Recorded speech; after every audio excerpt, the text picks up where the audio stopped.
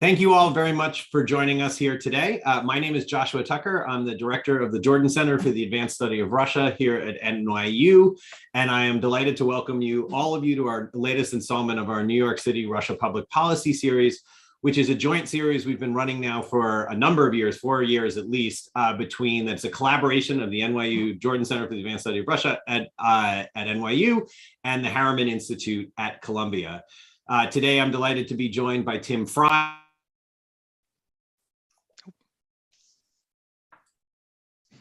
All right, I think someone just muted me. Am I good to go? Okay. All right, today I'm sorry, I guess Tim Fry is not something he wants to say on I'm delighted to be joined by Tim Fry, who's going to be representing the Harriman Institute. As always, we are extremely grateful to the Carnegie Corporation of New York for supporting this series. Just to give everybody a heads up, although I'm sure almost everyone here is very familiar with webinars at this particular point in time, the way this is going to work, I'm going to pass it over to Tim in a moment. He's going to introduce our speakers and panelists who are joining us here today. We've asked each of the speakers and panelists to speak for about 8 to 10 minutes to kick us off on discussion, and then we'll have Q&A for the second half of the session.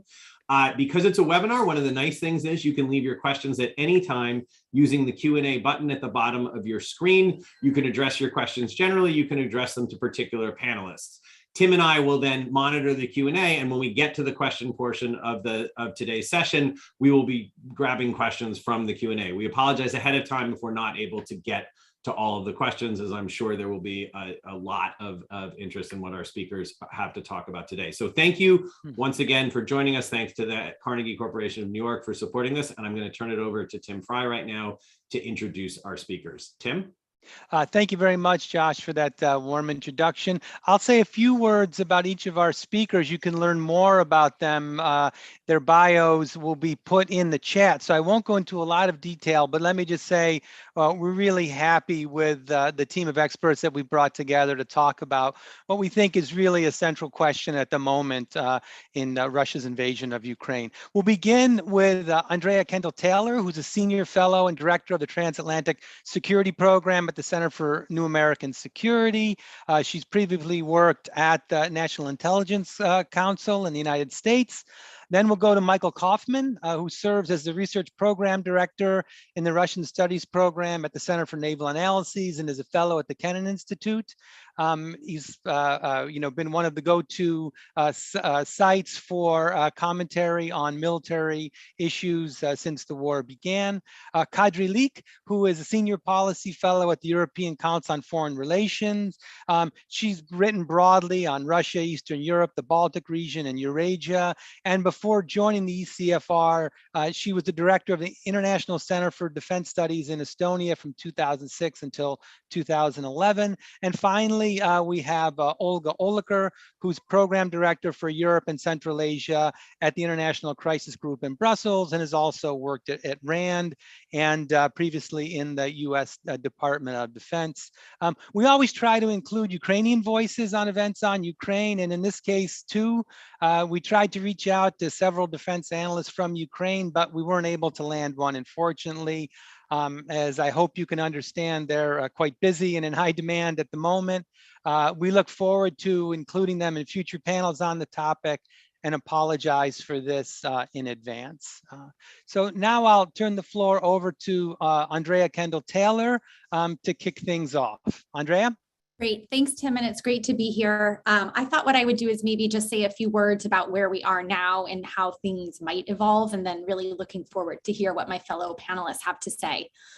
Broadly speaking, I think we have entered into a phase of the conflict where it's getting really difficult to know exactly how things are going to progress from this moment. We're seeing really a lot of give and take, ebb and flow, where the Russians will come in, take some territory, and then the Ukrainians will have a counteroffensive and be able to retake that territory.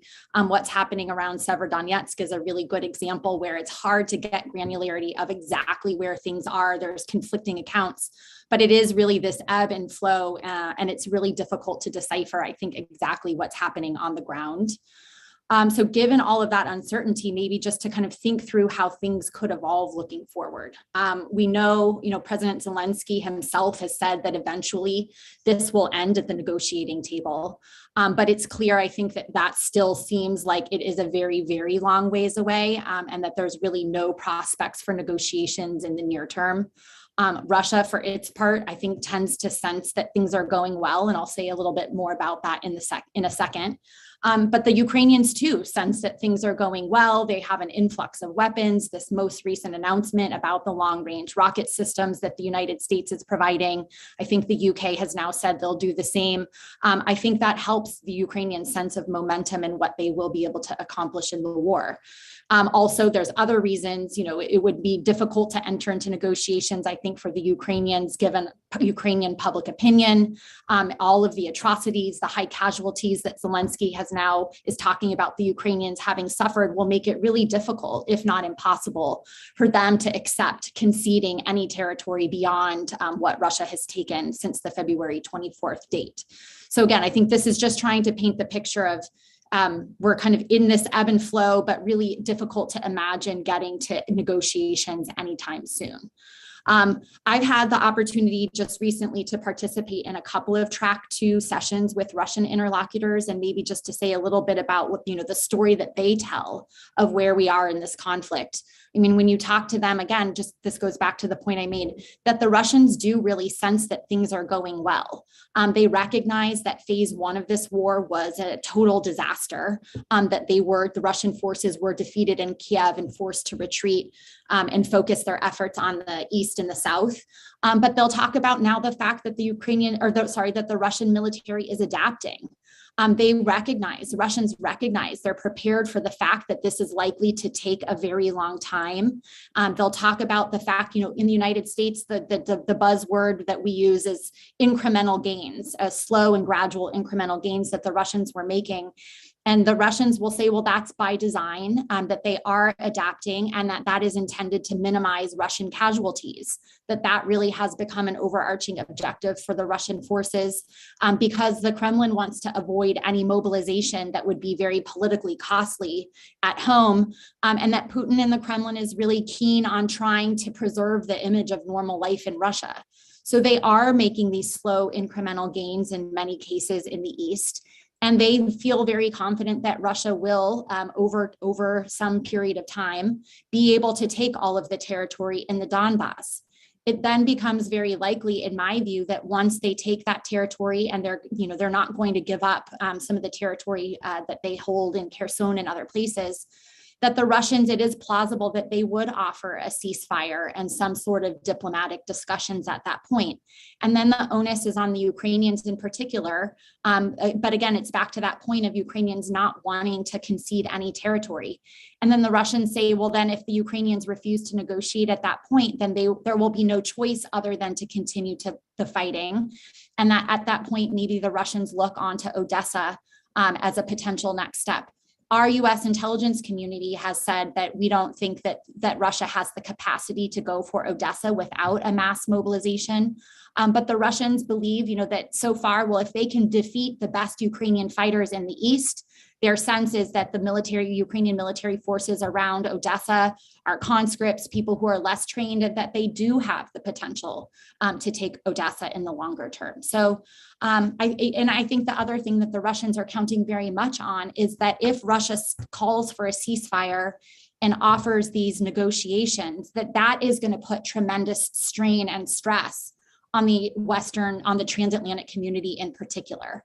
You can imagine for some countries like Italy, France, Germany, that it will get increasingly difficult for them and their political leaders to endure the high costs of this war if Russia is offering an end to the fighting. And so that will be, I think, a key test for the transatlantic community in trying to figure out how to move forward. So I think that's where we are. Obviously, a lot of this is just highly uncertain at this point in the war.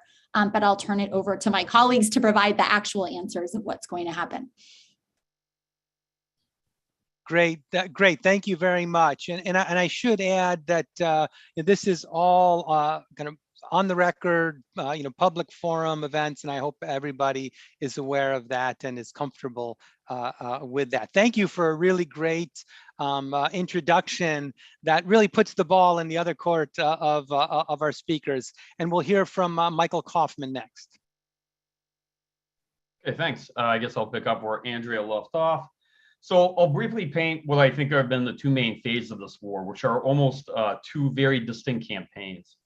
The first phase is really a war for Ukrainian independence. So it was a Russian attempt to conduct a quick regime change operation. And I would say the decisive period of this conflict was around the first 3 weeks. Russia lost decisively. When the regime change operation failed, they attempted to pursue a diffuse military strategy.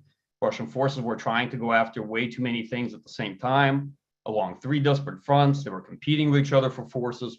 And ultimately, the entire operation was unworkable. They were forced to retreat from Kyiv. They were forced to retreat from the southwest, from around Nikolaev, and reorganize the campaign into a second phase. The second phase is particularly the battle for the Donbas. Of course, the war actually rages across from Kherson all the way up to Kharkiv. The Russian military campaign in the second phase is more focused and reorganized. This feels more like a general staff operation. The Russian military actually fighting the way it trains and prepares. That said, this conflict is particularly about territorial control. Both sides are defining their minimal objectives on the basis of the territory they seek to control, but it's also very clear that those are the minimal goals that they've stated, and that the actual mill capability and what happens on the battlefield is going to determine what they pursue. Summarize a few points on Russian military performance. Obviously, this is painting with a broad brush. You know, the initial campaign was very much shaped by the supremacy of the political, terrible Russian assumptions about Ukraine, and what is commonplace in wars like this, which is a tremendous amount of war optimism, right? And to some extent, we can just summarize it as immense hubris. The second point would be there was a real lack of organization and preparation by the Russian forces, and that stems from how the operation was conceived. The Russian military really wasn't told in many cases until the last 24 hours that they were going to be sent into the war. They drove in administratively as though they were still in Russia, and many of them were essentially misled about the goals of the war, the kind of resistance they would expect. And in the run-up to the conflict, many of the things you would see a military do to prepare for the war weren't done. Russian command and control and organization looked very different in many respects from, I say, what someone like me might have expected in operation. And so it wasn't a combined arms operation that looked properly planned and executed. It was indeed perhaps what Vladimir Putin tried to term it as a special operation, a sort of, I would say, incredibly incompetent version of Operation Danube, for those of you familiar with the Soviet invasion of Czechoslovakia, with far fewer forces, poor coordination, and the like. The third point I would say is that the Russian military as a force was designed as a tiered readiness army, really requiring partial mobilization for any major war. And readiness over time was reduced across the Russian military to buy larger and larger force structure. And that really compromised Russian military capability for a conflict like this. The Russian military had readiness issues, and they had rot that they themselves didn't know about until the war began. I think that's part of the reason as analysts, we didn't know about it because they themselves didn't know about it. And there's nothing that reveals rots in a military faster than an attempt at a large-scale military operation, especially the kind they haven't done in a very, very long time, right? And so you could see the Russian military was padding readiness figures, and that they had a lot of battalions on the books, but the size of these units had grown smaller and smaller, and that they'd really compromised on force structure. Now, the Russian military's principal problem that you can observe, I think, is that they can't scale, which is what a military can do with 10 battalions is not necessarily something that they can do with 100 or 130. What they can do with limited use of force or a limited expeditionary operation is not something that they can conduct as a large campaign across several fronts in a big theater of military operations. Russian military hadn't attempted something like this in a very long time. They thought to deploy around 130 battalion tactical groups plus auxiliaries. This is a large amount of manpower. And one thing you can't know looking at another military, looking at an adversary, is whether or not they can scale. You always have to assume that they can, but you just don't know until you see them attempt to do something of this size. And the Russian military very much failed this test, the test of scalability. Military scale is very critical. I would say this is actually an important note for NATO militaries, because to tell you the truth, from an analytical perspective, The only military that we've empirically seen be able to scale operation on this size in the last 30 years is the United States military, just to be frank. The Russian military was designed and optimized for short, sharp wars. It was not well designed, or perhaps ill-designed, for sustained ground offensives, holding large amounts of territory that will require manpower and logistics, or fighting in cities. It very much like infantry in the force, and the infantry that they did have was not trained for urban combat. So there's a whole host of deficits that I could unpack later on if it's of interest to folks in Q&A. Now, that's of course where it is and where it was, not necessarily what the future holds for the Russian military, and that's also worthwhile discussion. Should we look at the Russian military as a snapshot of where it is today versus likely where it will be down the line? And the last couple of points. The Russian military is one that had big problems with fundamentals: training, leadership, discipline, ability to integrate forces, that is, do combined arms operations. And although a lot of this can evolve on the battlefield, culture is very hard to change. So even though you see adaptation, there are big things regarding Russian military culture and organization that you're not going to see change fast, and not necessarily going to see change in this war. It may change resulting from this war, but it's not likely it's going to change very quickly on this battlefield.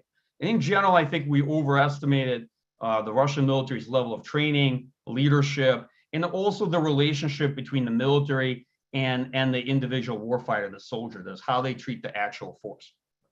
All right. I think the right way to frame this discussion overall is a debate on to what extent, we're looking at this conflict now a bit over 100 days in, was it a terrible plan? Was it more of a bad army? My view has always been that it's both, but it's a question of what is the balance of assessment between those two. What I'll say is that a good army can compensate for a bad plan and bad political assumptions. We've seen this time immemorial. The Russian army doesn't appear to be a very good army, but I discourage people jumping to big conclusions early on, especially based on very incomplete information. I want to say with caveats that first, the initial takes on the war are usually wrong, right? And you have to be patient when looking at conflicts. And I often say something very discouraging, which is that we're still debating what happened in World War I. So 100 years into this war, we have to be a bit careful about some of the preliminary conclusions, yeah? And be patient with the field of Russian military analysis. Last point, where do I think this goes? So the Russian military has taken immense casualties, and it's operating with a much diminished force, but it's also shown that it's fairly resilient in a sense that it's still staying on the field despite these losses in manpower and equipment, has adapted to phase two and is playing more to its strengths, leveraging firepower and firepower advantages.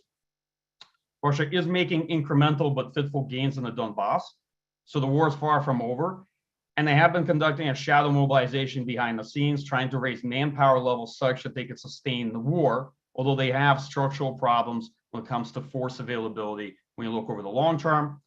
Both sides right now in this fight are sustaining what are principally unsustainable levels of casualties. The situation is dynamic because there's territory trading hands on different fronts. Not substantial territory, but I think you're going to see this continue playing out in this fashion. And likely there will be an operational pause later this summer if both armies get exhausted in this war and then try to regroup. That will not be a stalemate, nor will it lead to the conflict freezing in my point of view, but more than likely just an operational pause.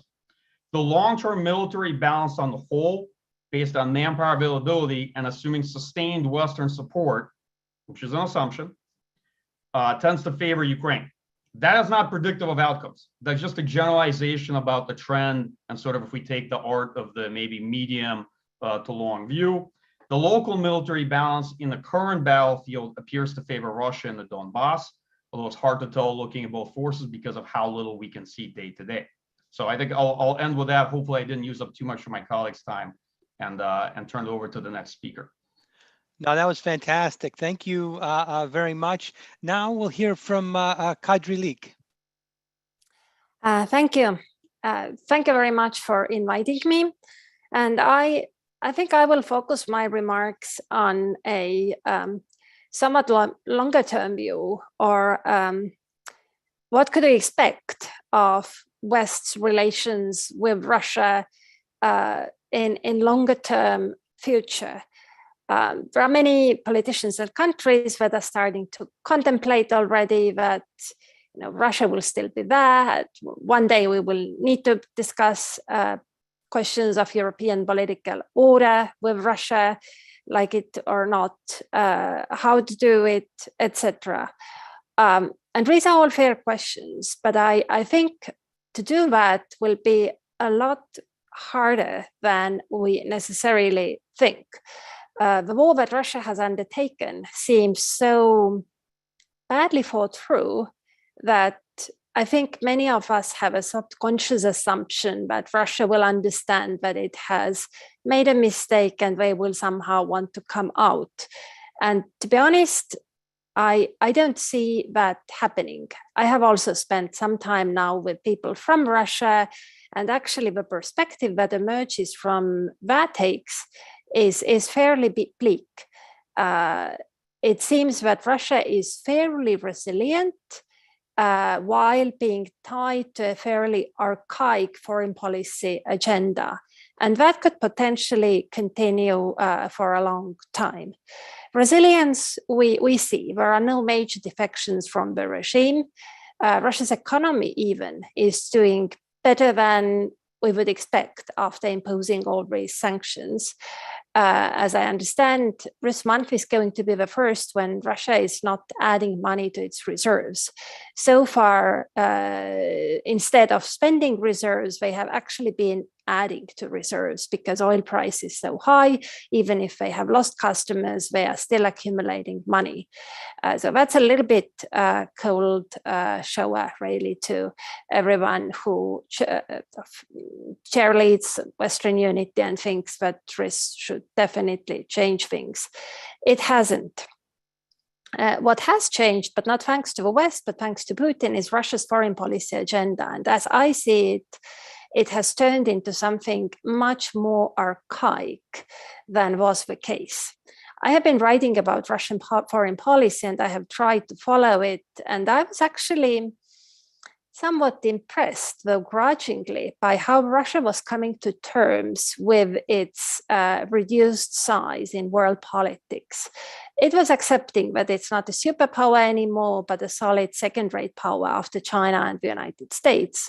And I think it was actually finding its feet in that role. It enjoyed being in talking terms with both China and the United States, gravitating, maybe more towards China than was the case before 2014, but it was quite clear that Russia enjoyed being in between in talking terms with both, which in turn gave it leverage against both of these powers.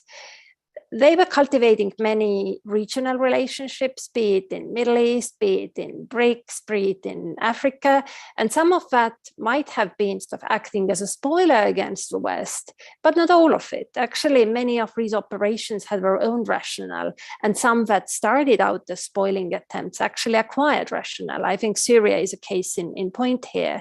That started out as an attempt to test the West, to teach the West a lesson that, how you deal with civil wars is to support the strong man, not some sort of popular revolution as was the Western way. That was fairly clear, sort of Putinist ideological view.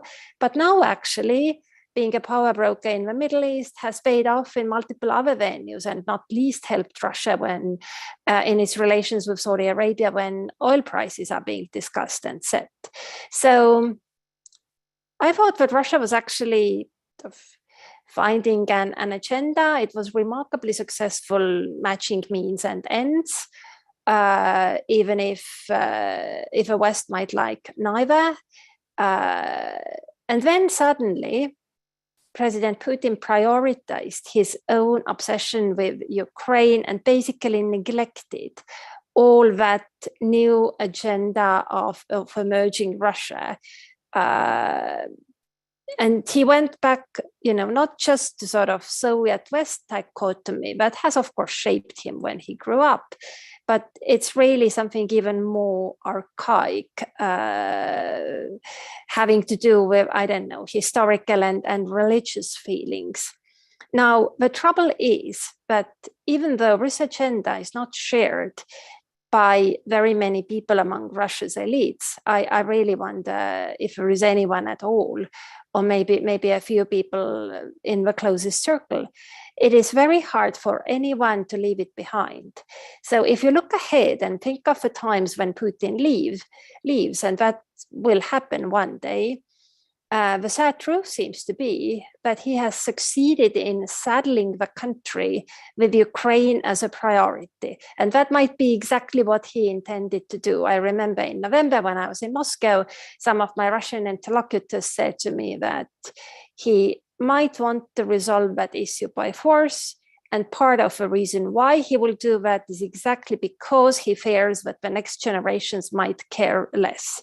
So now, if Putin leaves, and unless there is a democratic revolution that happens after that overturns everything that has been, I think any successor will find it very hard to roll back, be it Putin's appointed successor, or, sometimes in Russian Soviet history, we have seen happy to go back to collective leadership if a leader has engaged in excesses. That's what happened after Stalin's death. I would not exclude that. And I would expect many of these people who have been instrumental in sort of shaping the foreign policy agenda that was emerging that I just described, I can easily imagine some of them sort of returning to decision-making positions, but it will be very hard for them to give up any territory that Russia has gained in Ukraine, because that would be domestically next to impossible. And that will in turn have effects on longer-term Russia-West relationships, because West, of course, will not acknowledge any annexation of territory or any gains made by force. It's true that we will, of course, have splits among Europeans when it comes to defining the end goals for that war, at which point you should negotiate what victory means. You can see resplits emerging already, but I think that all of us will have a position that is quite distinct from the position that any thinkable Russian elites will have. And that, to me, I hadn't realized it until quite recently, that really this mistake of Putin's cannot be rectified easily, but I think the results of it will be with us for some time to come, do we want it or not. Great, thanks a lot. Yes, I've been very critical of approaches that reduce Russian politics to a single individual, but I do think you're right that in this case, leaders matter, that it's Putin in power. And certainly in Ukraine, I think it matters a lot that Zelensky is in power, and his decision to stay and fight, I think, really changed the course of the war, and another politician might not have made that choice. So thanks a lot. Olga, do you want to wrap up? Sure. It's 3 tough acts to follow. But I'll give it a shot. I want to actually just start off a little bit by thinking about what we expected of the world in previous days, and what we've come to expect now. Because if you think about, if you kind of cast your gaze back to the long ago time of about a year ago, we were living in an environment in which there was a war in Ukraine, but it was at a quiet simmer. There was continuing tension between NATO member states and Russia in Europe. In fact, there was increased tempo of exercises and activities and force movements, which were intended by both sides as deterrents, but which also sometimes resulted in dangerous incidents. There were strategic stability discussions going on, but the positions were very far apart. The US and Russia wanted things the other would not or could not deliver. Overall, we were in an environment of 2 blocks, right? With Russia basically having only Belarus in its block. and NATO looking to deter one another, looking to avoid being deterred oneself, but also assuming that deterrence would work and that this was going to be the status quo, this sort of slow boil and simmer of mutual hostility, but shouldn't get too bad. This was pretty much what it was probably going to look like until something broke that status quo, whether that would be war between China and the United States, alien attack, or the collapse of the Russian government. Take your pick. And then let's fast forward. I'm not going to go through the entire last year, but if we go kind of to the period between December and February, you actually had this interesting shift in the West, this idea that the crisis of the Russian buildup around Ukraine might actually mean that an approach focused on emphasizing deterrence, on building up forces, on exercises might be part of the problem. And perhaps it would be worthwhile to return to conventional arms control, to limit some of the buildups, and to think about ways forward that could enhance mutual security, address some of Russia's security concerns, but not, of course, give away Ukraine. Then, let's say on February 24th, February 25th, when Russia did in fact invade Ukraine, what most people, I would argue, including in Ukraine, expected was a Russian victory. Now, aside from what that would lead to in Ukraine, what most people expected it would lead to in Europe and with global repercussions was new armed camps, effectively, big buildups, even more deterrence-focused security structure for Europe, debates about what happens to Georgia and Moldova, which aren't part of NATO and which aren't Russia, but does anybody want to defend them given what will have just happened to Ukraine? A lot of concern if you're thinking, for those who were thinking that far ahead, about what happened when the next crisis, which might be over Georgia and Moldova, or Moldova would be. Would that mean that there would be a higher risk of an actual war between NATO and Russia?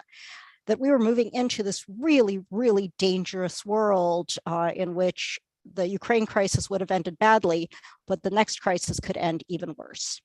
And then, of course, all of this flipped, right? Because of Ukraine's early success, which, as I think Mike pointed out, possibly had even more to do with Russia's early failure.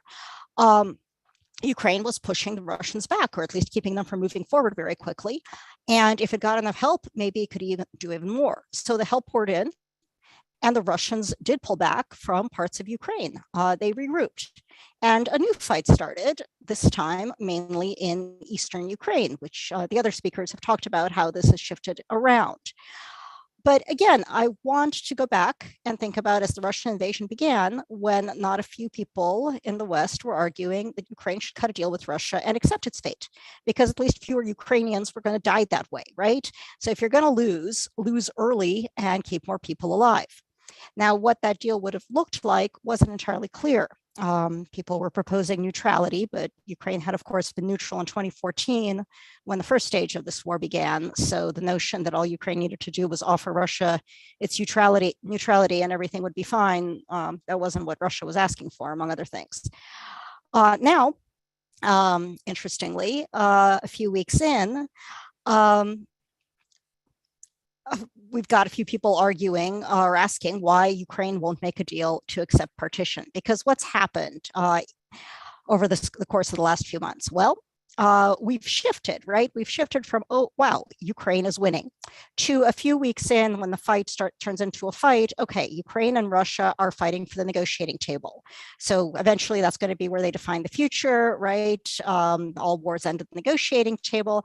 You know, an interesting point at a track 2 I was in earlier today, made by a Russian, that yes, all wars end at the negotiating table, but sometimes they end with somebody capitulating at the negotiating table. So it's not as simple as, okay, go to the negotiating table early and solve it first. But the negotiations that were taking place fell apart. So what we're seeing now is a fight in which the two adversaries, Ukraine and Russia, they're fighting to take territory. They're fighting for position, as Mike pointed out. They're fighting for what they can get. They're also, I think, fighting in the hope of wearing each other out, that the adversary is going to run out of personnel and gear and will first. And in the meantime, you do what you can. Now, if that's true, I'm actually going to put my money on the Ukrainians on sustainability, but I might give an edge to Russia at being able to hold on to what they have and grab more, at least in the near term, though, as Mike said, it's early to judge and this could turn on a dime. But this is why you're now hearing these arguments that echo the arguments of February, that the Ukrainians aren't going to win this fight, so maybe they should cut a deal to accept partition.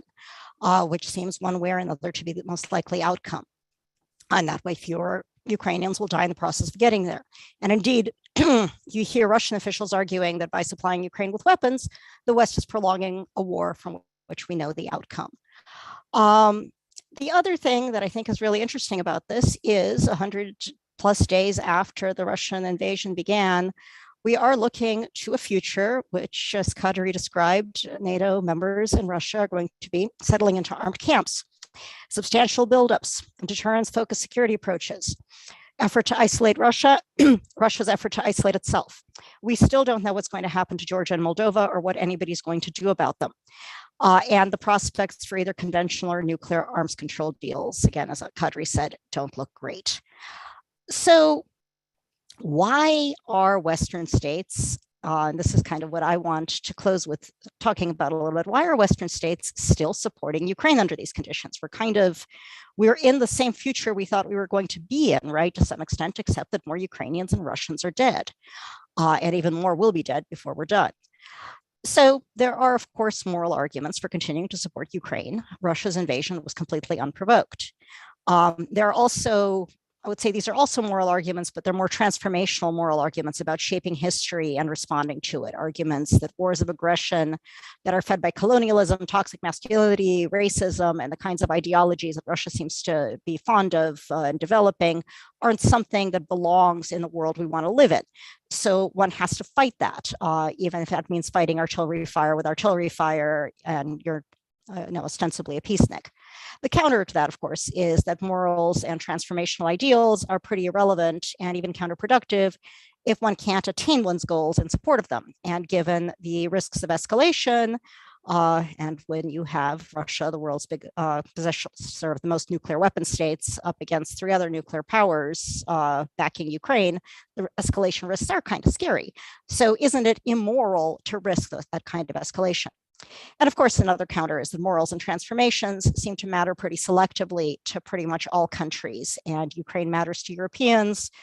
Well, the kindest explanation is Ukraine matters to Europeans because it's in Europe, but there are less kind explanations as well. Now, there's a strategic argument for the West supporting Ukraine as well, and that does go to this future we're looking towards, and how that maybe has changed as a result of how this war has gone after all. So what Russia wanted and what Russia continues to want is a Ukraine that's obedient, that's a vassal state, that's something like what Poland was to the Soviet Union during the Cold War. And it wants the rest of the world to accept this and also its similar ownership of other countries in its neighborhood. And it's okay with this leading to a big standoff, right? As Kadri described, the evolving foreign policy, that may even be a benefit. But the point was always to ensure that Russia be respected, that Russia's interests be taken into account, and that everybody should understand that owning Ukraine is one of Russia's interests. So it's tough under these conditions to make an argument that a ceasefire, such as the deal that Andrea was talking about, potentially emerging once you get a stalemate, that kind of ceasefire could be lasting, that Russia would be satisfied with it, much less that Ukraine would. There are pretty good odds that if Russia feels successful in Ukraine, that will continue to push its luck one way or another. So in line with that, it makes an awful lot of sense if you're in Europe and if you're in the United States to do whatever is possible to help Ukraine win, if it can win, and to ensure that Russia emerges from the conflict with as little capacity to do more harm as you can get it down to.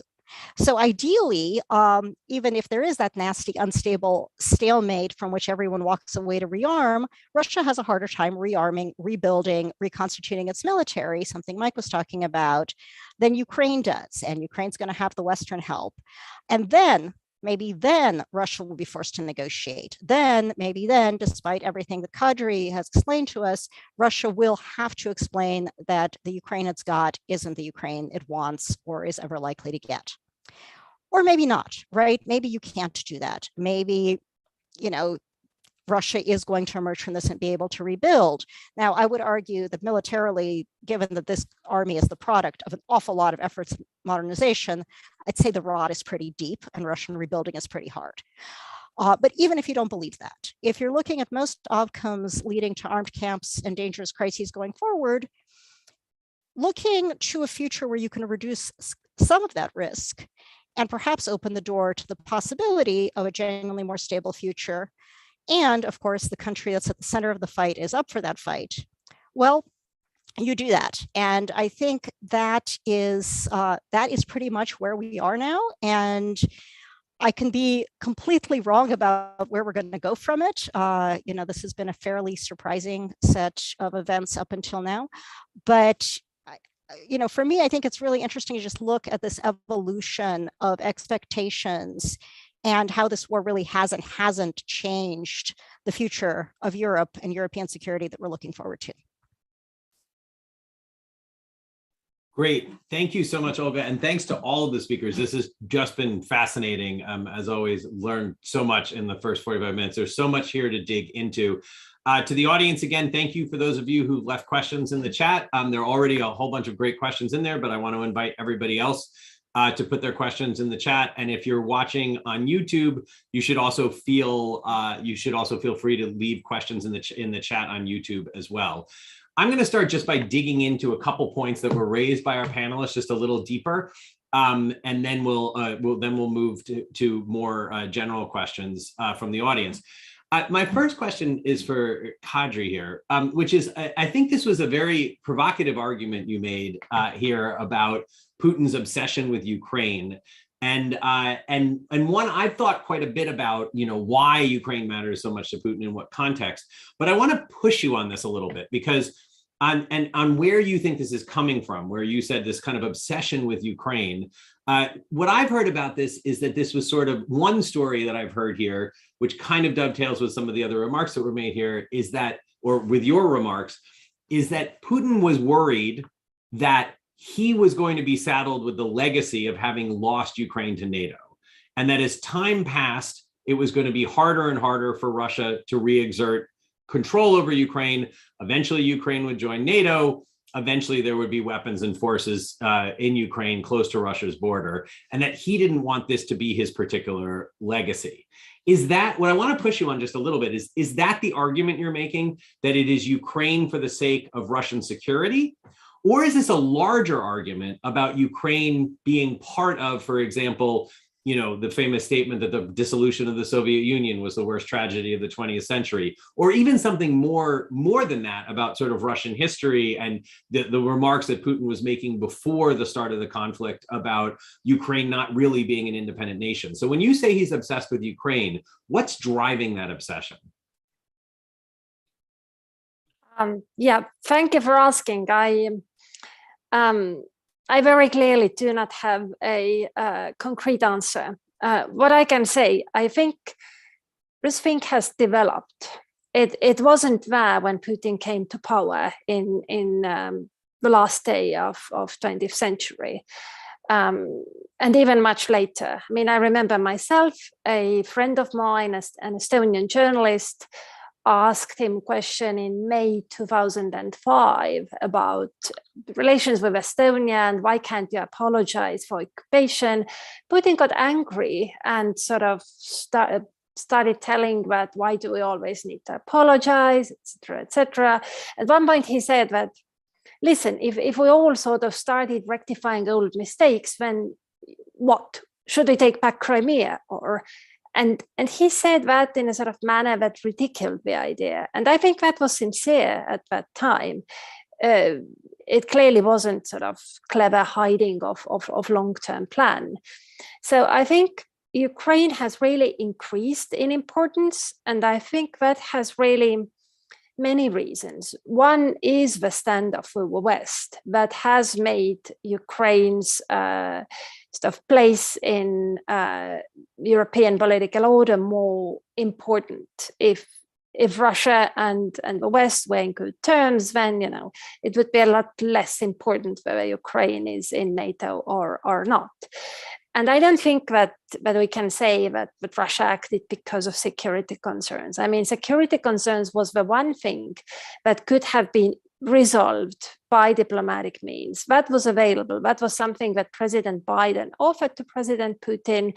And if Russia didn't take it, or if they didn't negotiate seriously, negotiating, that we saw in early months of this year, then I don't think that, I think the actual motivation for action came from elsewhere. And here I'm led to thinking that actually it's something deeply personal. I think Putin has got more obsessed with history in general as he has aged.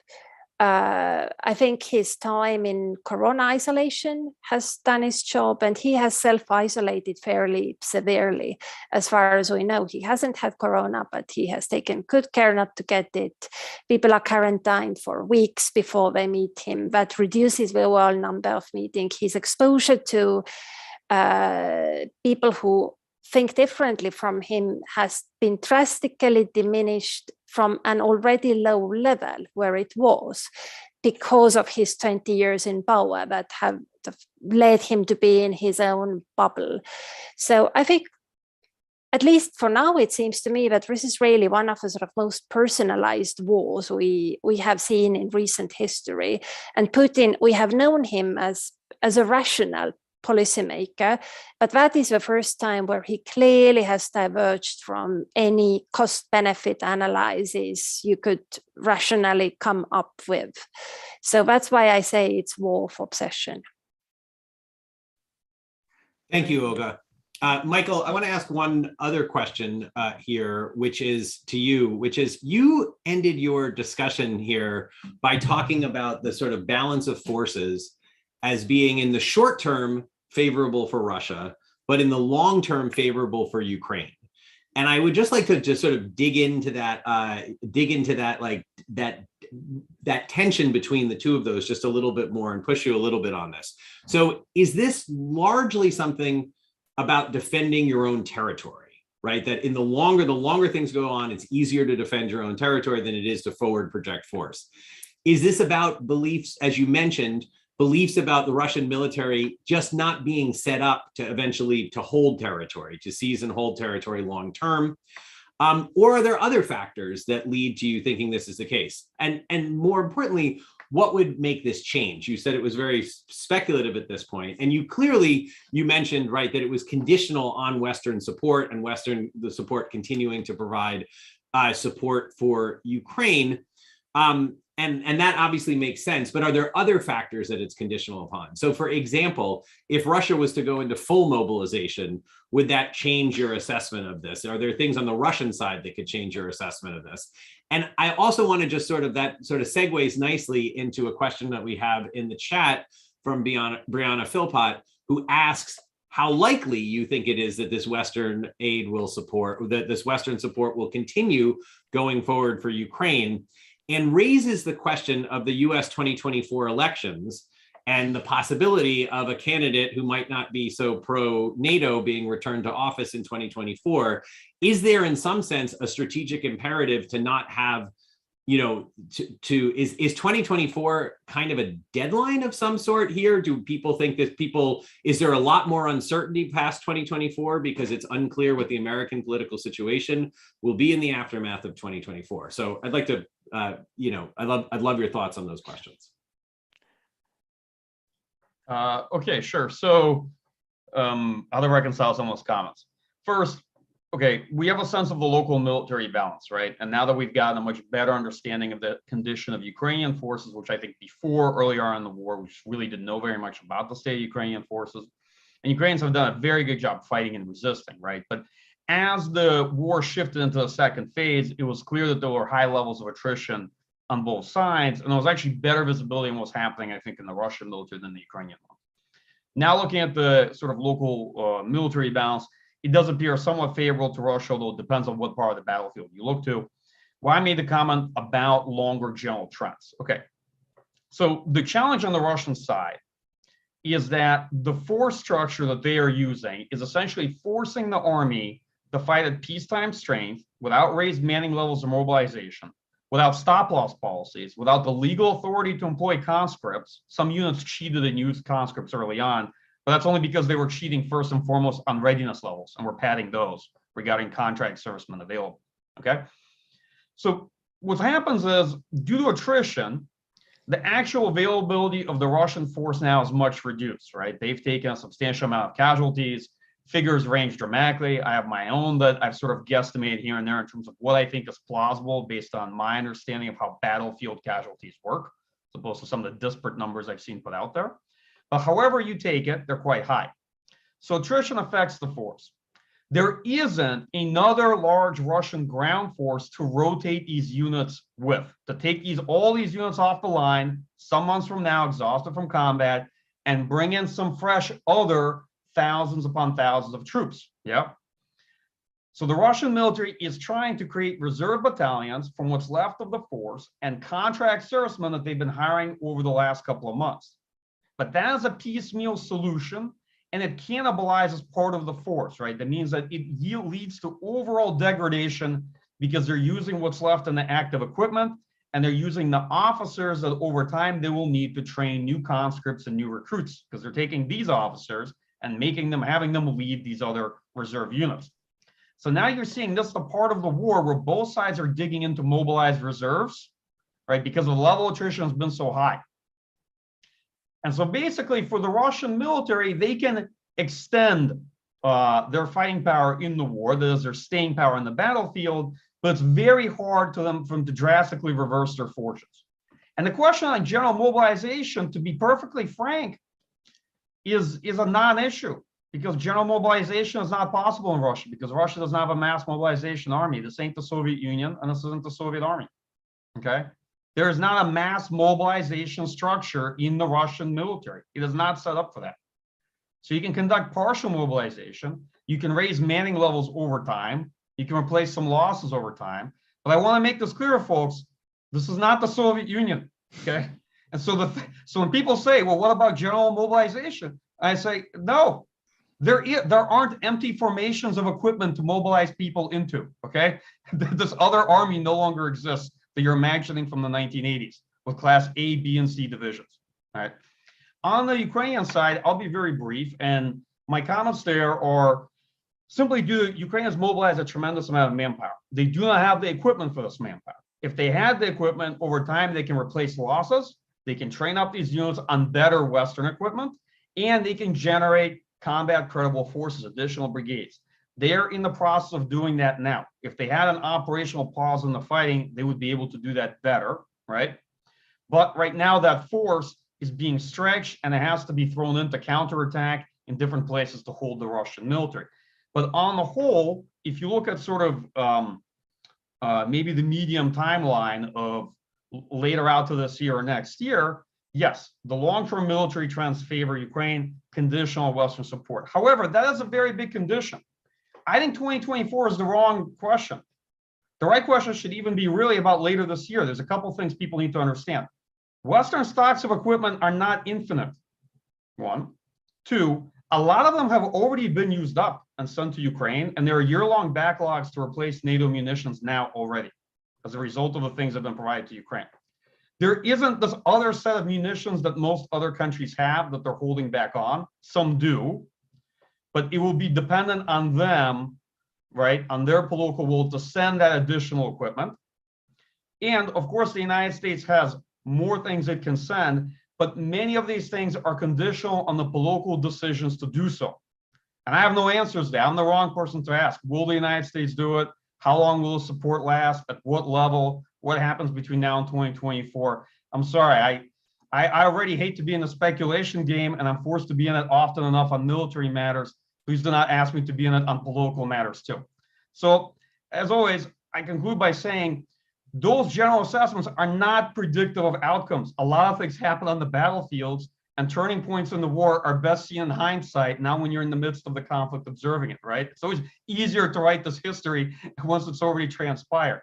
So I just want to be clear that if general military balances were predictive of outcomes, then the first 3 weeks of this war would have gone very differently too. What does that teach you about contingency in military affairs? So I'll just close out on that. Great, thanks a lot. Yes, I'd like to get to the reasons behind the great performance of the unexpected performance, certainly, of the Ukrainian military. But first, I'd like to go to Olga and Andrea and ask a question about the timing of really serious negotiations. You know, there have been negotiations so far. I don't think observers have put a lot of stock or faith in them as serious, good faith efforts. I had a question about when should we think serious negotiations would begin? And is there a risk that if they start too early, that there could be a lot of pressures within the alliance about what the proper strategy should be? So we often talk about the risks of negotiations starting too late and both sides incurring costs that they would like to avoid. I also want to ask about the opposite problem of negotiations starting too early and exacerbating tensions within the alliance. So if one of you or both of you would like to take this question about the kind of the politics behind negotiations over, serious negotiations about an end to this conflict, I'd be very interested in what you have to say. And if that isn't complicated enough, I'm just going to throw in that we have a question in the Q&A, which is very closely related to this from Andrew Cattell, who asked whether the full capture of the Donbas would make a negotiated settlement more or less likely. So just throw that on the table too. Yes. Okay, I can jump in. Okay. Go ahead. I was actually going to say that Andrea already partially answered this question when she said in her opening remarks that what the Russians may try to do is grab as much as they can, including quite possibly Donbas, if they can get it, and then say, let's talk ceasefire. Look, they're not talking ceasefire. It's not our fault. It's their fault. So just Andrea already said that. I actually think that if the Russians get all the way to the administrative borders of Donetsk and Luhansk, they may well do that. They might have a harder time getting there than we expect. And I think they are unlikely to call for a ceasefire, not having done that unless they are failing miserably. So what I think is more likely if they have trouble is that we don't get a formal ceasefire. We eventually get the mutually punishing stalemate and people just sort of stop. You get deals that are negotiated on the ground between commanders, you stop having the fighting, but you don't get any kind of political settlement. If you do get a political settlement, you're looking at Minsk III, right? It's not a political settlement that people think is a lasting settlement where everybody agrees, this is your territory, this is my territory. This is a settlement where everybody signs in order to go home and rebuild. And as I think several of us have said, the Ukrainians may be in better shape for the rebuilding than the Russians, but that's, the Russians may not think that. So they may very well think that they have an advantage to doing that. From the Western perspective, you do get a certain amount of pushing and posturing, saying, we need to get to a ceasefire, we need to get to a deal. But then when you press officials on it, what they'll say is a ceasefire that's acceptable to Ukraine. Well, Ukraine is not going to agree to any deals unless it thinks it's losing badly and it has to do this to save itself. And again, unless Western aid gets cut off, I don't think that's going to happen. So, can a ceasefire be negotiated too early? I mean, I would almost say no, because these parties aren't going to go to the table until they're ready to go to the table. And I don't think anyone's going to strong arm Ukraine into this. I actually think there might have been space for negotiations previously, but the Russians weren't serious about them. And because the Russians weren't serious about them, no deal was made. Now, arguably, the Russians are doing better right now on the battlefield than they thought they would be doing at the point when those ideas were proffered. So they also have absolutely no reason to make a deal right now. Yeah, I don't have a lot to add. I mean, Olya just summed it up perfectly, which is you're not going to get to the negotiating table until neither side feels they have an advantage that they can push, right? And I think both sides still believe that over time, momentum will be in their favor. From the Russians' perspective, their military operation is in full scale right now. And as I said earlier, they believe it's going well. I mean, I think they think that they will be able to take the whole of the Donbas and then might use that as the opportunity to call for negotiations. Now, the point of the other part of the question is, what does that do to transatlantic unity? I think that's going to be a critical testing point, a critical kind of moment for the transatlantic alliance, because there are already divisions. I think, as Olya was talking about before, I mean, you can see with President Macron, who is calling not to defeat President Putin. I think there was a question coming from YouTube that was talking about these Kissinger comments at Davos. There are a lot of voices who believe that, that they want to get to the negotiating table to bring an end to the fighting, not only to save lives, but because of the knock-on effects on the whole global economy. We haven't talked much yet about grain prices, fuel prices, the way that this might have ripple effects that lead to conflict in other parts of the globe. That's something that that I'm watching for as well. So the implications for Central Asia, Northern Africa. So there are some leaders within the alliance, and Macron has been kind of at the forefront of this, who is calling actively for negotiations now. Other countries, I think the Italians in particular, but also the Germans, I think their publics will find it difficult to continue to bear the costs of this conflict if you have a Kremlin that is actually genuine about negotiations. How will these political leaders justify to their publics all of the hardship that their societies are enduring if Russia is saying, there is a plausible end to the conflict? So, but then the other point is, with the Baltics, certainly the Poles, the Estonians, Lithuanians, and even many of the Nordic countries, they want to see a humiliating defeat of Putin, because they believe that's the only way that we can ever move on and have a global order and a European security picture that looks at all reasonable or tolerable for them. So it will be a trying moment, I think, once the Russians are serious about negotiations, what that does. There are lots of discussions and disagreements about what a potential end state looks like. So that will be a hard moment. Disagreements within NATO. I'm shocked to find them. In some sense, it's remarkable that the alliance has coalesced in my view, so well so far. A question, I think, probably for Michael, about the performance of the Ukrainian military. Do you have anything to say about why they've been more successful than expected, and can we expect that going forward? We know that there was a lot of effort since 2014 to rebuild and retrain the military. Is that the story, or is there something else going on? So Tim, there's kind of two implicit questions there. One is, why have they been successful, and two, why did we expect them to be less successful than they were, right? Fundamentally. So why have they been successful? First, this is an artillery war. It looks like a lot of anti-tank guided missiles and advanced weapons on Twitter and TikTok videos, but I have to tell you, it is primarily a war where artillery is doing most of the work, inflicting much of the attrition.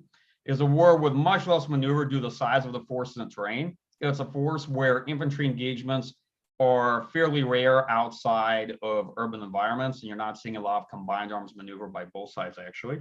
And it's a war where you see more modern sort of commercial off-the-shelf drone systems, right, integrate with traditional Soviet artillery in what are two heavy artillery armies. Why? Because they are both stem from a Soviet military, and the Soviet military is traditionally an artillery military first. So these are two militaries that are heavy in fires when it comes to force structure. The Ukrainian armed forces, in many ways have done great in small squad tactics. And obviously, we've all seen the story in terms of morale and motivation. Well, to be honest, to be frank, that was kind of expected. Morale and motivation was not the problem of the Ukrainian military in 2015 in the fighting in the Donbas, for example. It wasn't really the problem in late 2014 either, right? Force structure, capability, having actual manpower, having training, those were the issues. The morale and motivation they've had for years throughout this war. That wasn't the real factor that changed from my point of view. Okay, what are the things we can add to this conversation? First, we've given Ukrainians a fairly sizable amount of weapons fairly late into the war, and it was very difficult to predict if all that capability would aggregate. We'd given it to other countries before, and they had not done well, right? So it's hard to know how this would end up. Second, Ukrainian military has been defending quite smartly, right? trading terrain for attrition, leveraging urban terrain in defensive battles, counterattacking where they can, right? Disrupting Russian supply and logistics, understanding that that's the Achilles heel of the Russian military, because the Russian military was very quickly overextending itself and was having major logistical issues early on for some of the reasons I described in my opening comments.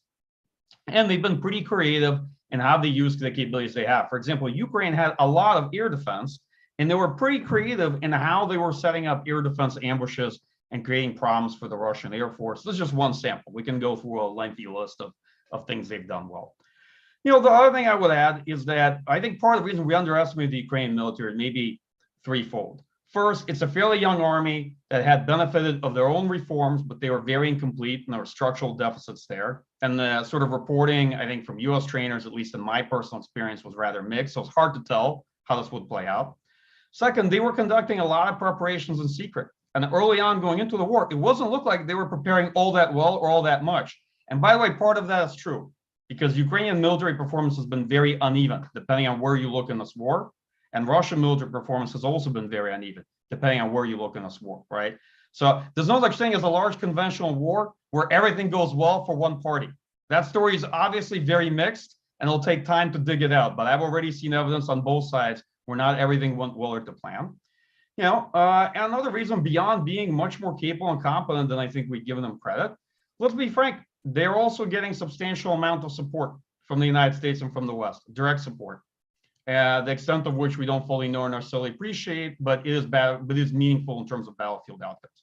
So there's all these, right? I don't want to take anything away from the Ukrainian side of the equation and from the fight, but just talk about some of the other factors. Why we maybe, you know, the big question is, do we overestimate the Russian military more?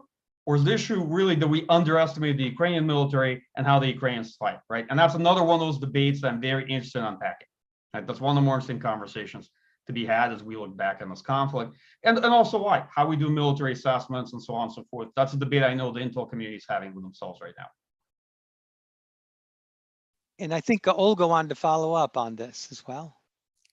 Yeah, so I mean, I've spent some time watching the Ukrainian military, and I would actually say we did not get the Ukrainian military wrong. We got the Russian military wrong.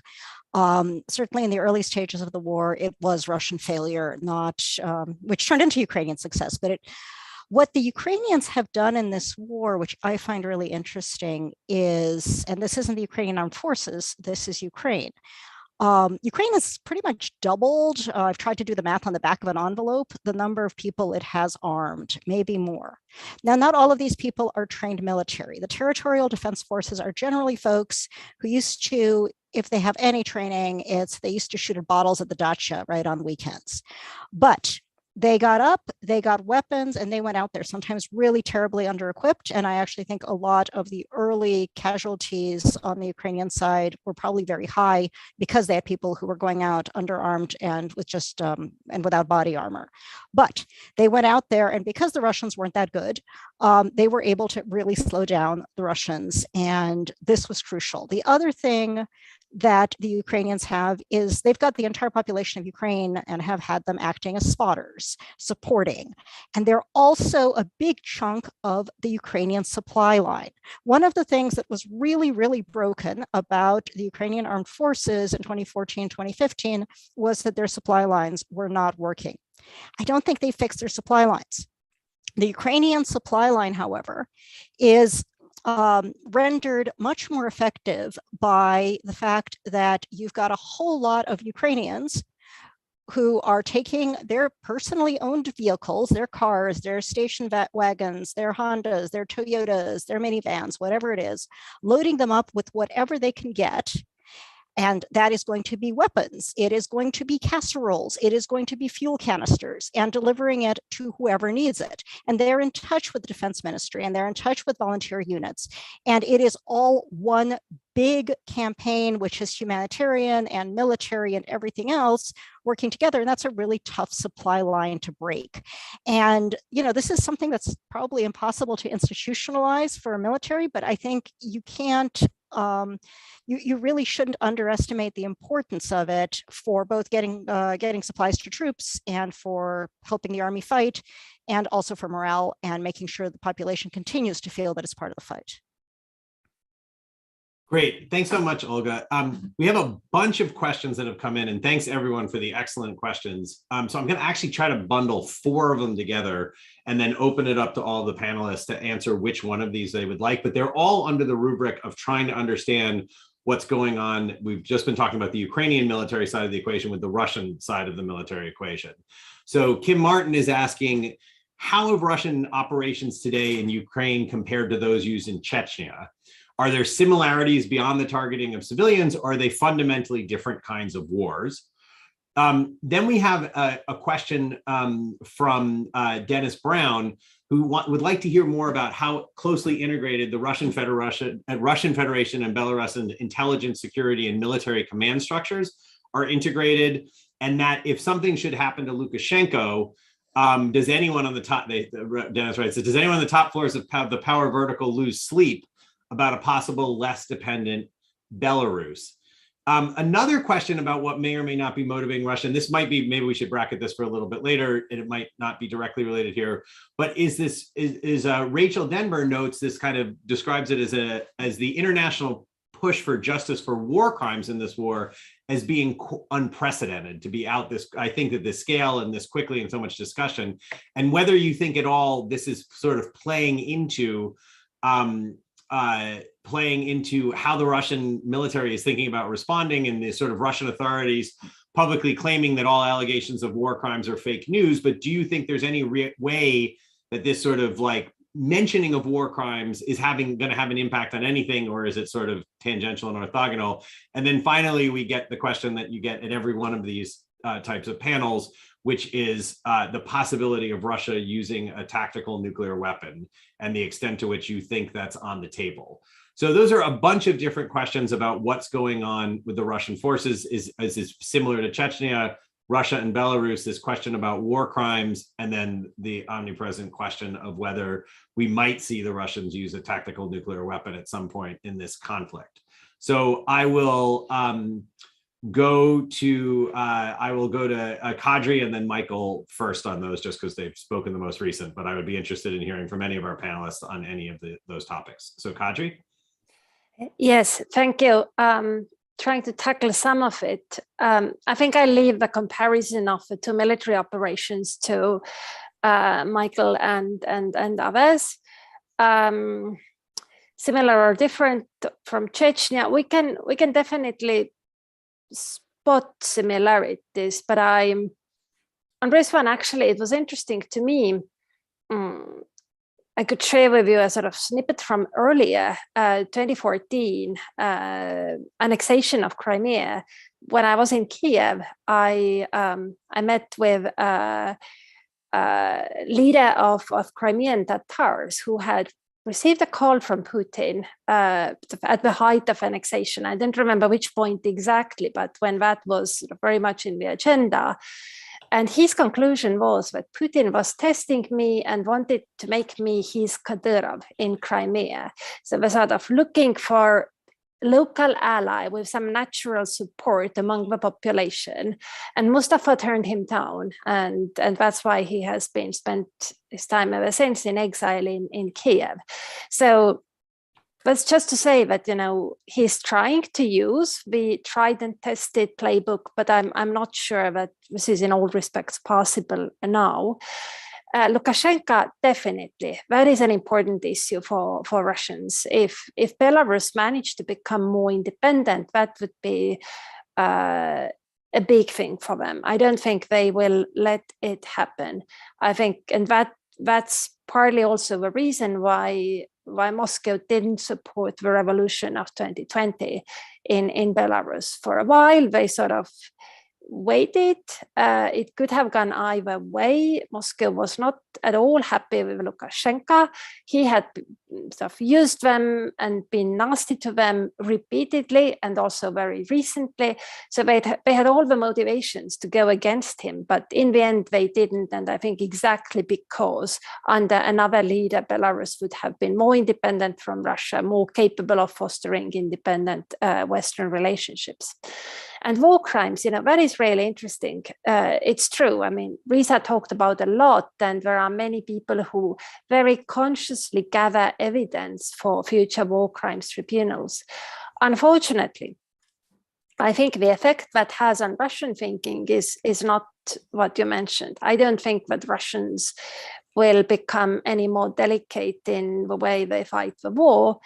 They will become possibly more determined in their wish to win it, because winner sets the narratives. It's the losers who are later tried at war crimes tribunal, winners not. So that increases their incentive to emerge as a winner, I'm afraid. Thanks, Kadri. Michael? I guess I'll take on Kim Martin's question first. So, okay, to me, all conventional conflicts have similarities to some extent, right? This war is much more based on attrition than it is on maneuver. If we're going to compare it to the Chechen wars, I didn't say which one, but I will pick mine as an analogy. All analogies are imperfect, some are useful. I'm going to definitely go with the first Chechen war for a couple of reasons. First, the opening plan is definitely a plan by Pavel Gorbachev. His ghost must have come back to help construct this, because if you saw the opening Russian scheme, right, which was essentially assuming they could just drive in and Ukrainians would surrender and they would open up with an airborne operation to try to rapidly build up forces outside Kyiv, and they wouldn't get much in the way of resistance. Well, the person who could have come up with something like this is definitely Yeltsin's Minister of Defense, who thought that a four-axis, four-prong attack into Grozny would be sufficient to get Chechens to surrender rather quickly. Another reason why the analogy might be useful is because the Russian military has some of the same force structure problems they had in the first Chechen war. They have enough manpower in order to man-equip all the equipment, and it's a very equipment-heavy force, but they very much lack infantry. And if you look at the fighting and the fact that there's nobody getting out of BMPs, there isn't a lot of infantry, so it's very hard to do combined arms if you don't have infantry to support with tanks or tanks to be supported by infantry. This has strong Grozny 1995 vibes in terms of force composition and the kind of fighting it leads you to have. Because look, you know, I would say show me your force structure and I'll tell you who you are as a military. You can have all sorts of brilliant plans, but if the force structure isn't there for any of that, it's not going to actually happen on the battlefield. I'm not sure what else I would add to that on the Russia-Belarus integration. Well, it's obviously been much greater in the last 2 years, right? And you've seen revision of the mutual defense plans. You've seen Russians update the sort of regional grouping of forces between them and Belarus. Belarus is principally a material party to this war, especially in the first phase. If it wasn't for the change in Russian relations with Belarus, you would not be able to conduct a two-prong attack from Belarus in a sort of thunder run to Kyiv, which is what the Russian military was attempting to do. That was one of the bigger structural changes in the run-up to this war. Like, the Russian plan doesn't work without the changes that took place between Russia and Belarus in a year and a half in the run-up to this war. It's just not possible to invade from Belarus in this manner. So you have to account for that as well. That clearly enabled this kind of operation. The last question on tactical nuclear weapons. Yeah, Josh, you're right. This does come up in basically every panel discussion. I'm not overly sure what to do with it. So the risk is always out there. I think the risk is quite low, but under the circumstances that I think we find ourselves in, it's definitely higher than it has been in previous years. I don't know what I could say on that subject that's very smart. Right now, I don't see any cause for Russia to use nuclear weapons. And I think if they would, it would be perhaps for demonstration purposes, first and foremost, an attempted coercion. But that's something that could happen very much down the line. As Andrea had repeated several times, and I think correctly, there's an assumption often I hear in the West that Russia is losing and that Russian leadership knows they are losing, okay? But let me offer a corrective to that. First, it doesn't look like they think they're losing at all, at least not in the way that we think they are. And second, that matter is very much in question when we look at the second phase of the war right now on the ground, okay? The long-term trends may favor Ukraine, but the situation on the battlefield is not one where I could look at it and clearly say that Ukraine is winning, not at all. In fact, Russia's making incremental gains. So looking at it from that perspective, I think a lot of the conversations on nuclear employment are overly premature, although it's always useful to be thinking about that and to have that in the back of our heads as you evaluate options and policies in this conflict. Sorry, that's a very incomplete answer, but I think that's actually one where my other colleagues on the panel might have a lot to add as well. Andrea, would you like to follow? Sure. I'm going to give a really academic answer, and Tim can tell me who the correct citation is, but this research, political science research that talks about leaders' post-tenure fates. And when leaders expect if they're going to be jailed, prisoned, or killed after they leave office, then it shapes the choices that they make while they're in office. And I think two of the questions that were asked on the war crimes and on the use of tactical nuclear weapons, that has kind of implications for both of those. On the war crimes, it just corroborates, I think, what Kadri said, which is if Putin then believes that he and others are going to be tried, then they're going to double down and take all necessary steps to ensure that they don't leave office and then are tried for war crimes and drug off to some tribunal. Then on the tactical nuclear weapons, then just I agree with everything Mike said. So you start thinking about the cases in which it might be most likely. And I would say it's in those cases where Russia is facing a clear defeat in Ukraine, where especially in those cases where Ukrainian forces are starting to push them out of the Donbas and potentially out of Crimea. So for Putin himself, it is an existential issue, because I think he would gauge that if he loses power, he doesn't face a very promising retirement, right? Not like a democratic leader who expects he's going to retire somewhere and have a nice career. That's probably not what he's looking at. And so then it does increase the risk that you could use a tactical nuclear weapon in order to try to reverse the tide somehow.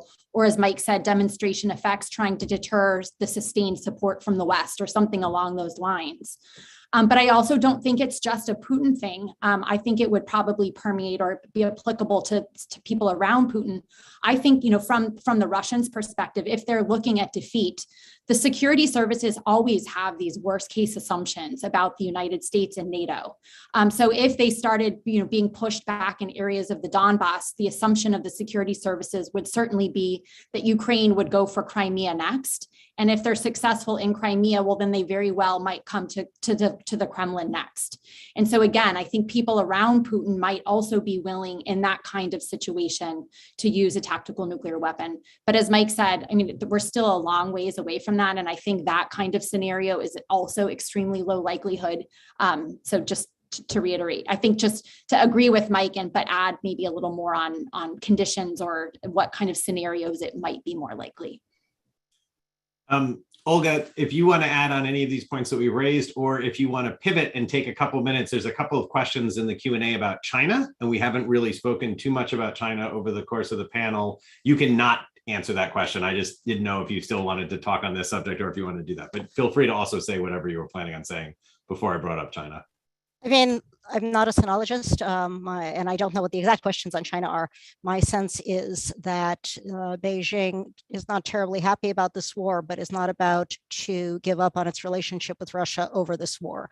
And if it leaves Russia more dependent on China, that's not such a terrible thing.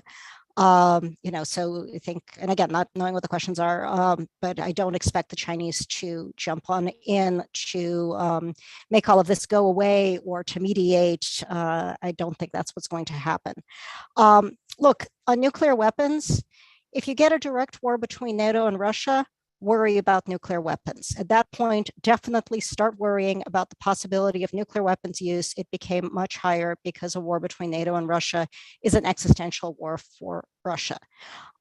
If short of that, kind of the idea of a tactical nuclear weapon, or, alternatively, you can use a strategic nuclear weapon tactically. You can, fly a bomber into Ukraine. There is no, I think Mike pointed this out, there is no military utility to using such a weapon. You're not going to get a target you're not otherwise going to get by using a nuclear weapon. So you're using a nuclear weapon to say, I am super duper serious. I am so serious, I am willing to risk the nuclear escalation that would blow up the world for this. Aren't you scared? Won't you back away? I think it's very, very unlikely that this will happen in this war. It is not impossible. The Russian formal doctrine for the use of nuclear weapons is that it needs to be existential, and that's all nuclear weapons. What Putin has said about using nuclear weapons amounts to, if I may paraphrase, if we're going down, you're going down with us. So, I think what Andrea has described is not impossible, because doctrine may very well go out the window in the case of things going horribly, horribly wrong. I don't think it's impossible. I do think it is pretty unlikely. And one thought on Chechnya versus Ukraine, I think Mike was pretty, I think I agree with Mike with his assessment. What I find interesting is that the Russian army looks a lot more like the army that fought in Chechnya the first time around than I would have expected to. It doesn't even look that much like the army that fought in Chechnya the second time around. It looks worse. So something has happened to a multi-year reform effort that has reversed it. And that is, that is something we need to be paying attention to, that the Russian armed forces were in really bad shape in the first Chechen wars. They appear to be in really bad shape in 2022. And understanding why that has happened should be something we pay some effort towards.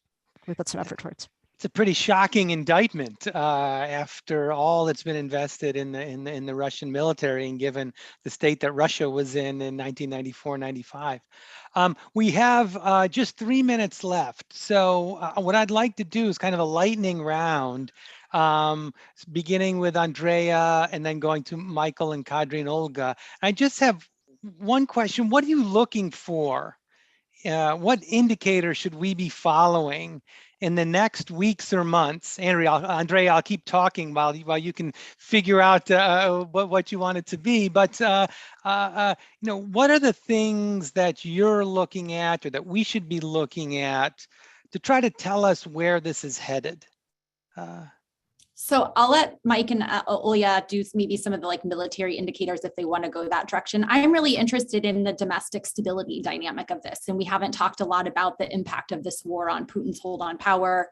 I think we all agree that for the time being, it looks as though he will be able to withstand any potential blowback from this war. But I always like to say, authoritarian regimes and personalist dictators in particular look stable until they're not. Unfortunately, it is a very opaque environment. It's very hard to separate what's actually happening from all of the rumor mills that's out there about, is the Ministry of Defense fighting with the FSB? So it's really hard to see, but I am looking for indicators of elite dissatisfaction. I'm looking for indicators of, even though it's very hard for Russians to vocalize any discontent, the very innovative things that some Russians are doing, leaving the little miniature idols around the city and other things. So I'm also just watching and trying to gauge Putin's hold on power, the stability dynamics on the one hand, and also, part of that equation is trying to gauge Russian support for the war, because there might be a segment of the society that does disagree with the war. But we have to be honest about the fact that there's also a vocal segment of society that supports the war, that this has become a patriotic war for many Russians. So it's not a very clear answer, but these different signs, both within the elite and at the public level, about how this war is shaping Russian society and Putin's hold on power. Great. We'll go to Michael next, and then Kadri and Olga, and then we'll wrap up. So. Okay. Well, obviously, I think we should look to week-long media cycles that blow up every single tactical event into something of immense strategic significance, and then move on to the next tactical event and tell you why that tells you everything that's happening in the war so far. But to be serious for a second, I think it's very important that we actually get out of the tactical and the battlefield situation and the back and forth of who controls what percentage of Severodonetsk right now. I'll give you a good hint. Nobody knows. And anybody who's showing you a map of Severodonetsk right now is trying to sell you something, because nobody knows. And at the end of the day, it's actually not the important question to focus on at all in this conflict, or questions like that. So we need to look at long-term trends in terms of manning levels, in terms of material availability and losses, in terms of attrition and what's happening to these two forces, the extent to which they're making the necessary changes in policy decisions to be able to recover, right? How equipment's being provided, so levels of support, for example, especially for Ukraine, and how the leaders in the military establishments of these two sides in the war are talking about the situation. Do they sound like they're revising or softening their war aims? Does it sound like they're couching things? Does it sound like they're delaying certain benchmarks or timelines, right? Will there be changes to laws, for example, in Russia to enable stop loss type policies, right? Or a more official form of mobilization, things of that nature. Great. And of course, to me, internal factors in Russia matter. So it's useful to look at what are the signs you're getting from elites from the public. And for Ukraine, the external factors matter significantly. To what extent do you see sustained cohesive support by Western countries and the kind of military aid they're willing to give? And what are their expectations, right? What are their assessments of the conflict that shape their policies, because they may or may not be on the same page with Ukraine and Ukrainians. And if they are, it's certainly very hard to go to Europe and find everybody on the same page. I was just in the Baltics and in Poland, and I can tell you that's just not the case. So there's a range of views and opinions on the situation, about where it's going, and to some extent desired end states. Great. Thanks a lot, Kadri. Thank you. Well, my answer will not be very helpful. I think I'm in the same camp with Andrea. I'm also following what's happening in Moscow, and I notice that each morning I sort of open my phone and Telegram channels, subconsciously expecting something from Moscow that would be a game changer. But I know where it comes from. I mean, I see that it's a descent into something very archaic in Russia. And I grew up in the Soviet Union. I mean, I remember things they are doing now were sort of widely ridiculed in the last years of the Soviet Union, with all sort of official rhetoric, the organizations to support it, etc., etc. So my sort of personal historical experience says that, aha, if it's like that, then end must be near. But then I try to control it, because I might be over-applying my Soviet experience. What we have now is something different, but I cannot help feeling that this is far too primitive for the Russia we have today. It cannot last. Thank you very much. Olga, can you wrap things up? What are you looking at in the next weeks or months? So I think we've got a great list. I would only add to Mike's don't look at who has gained control of 30 meters of territory. You might also consider not spending an awful lot of time parsing which European country has provided how many kilograms of which ammunition to Ukraine.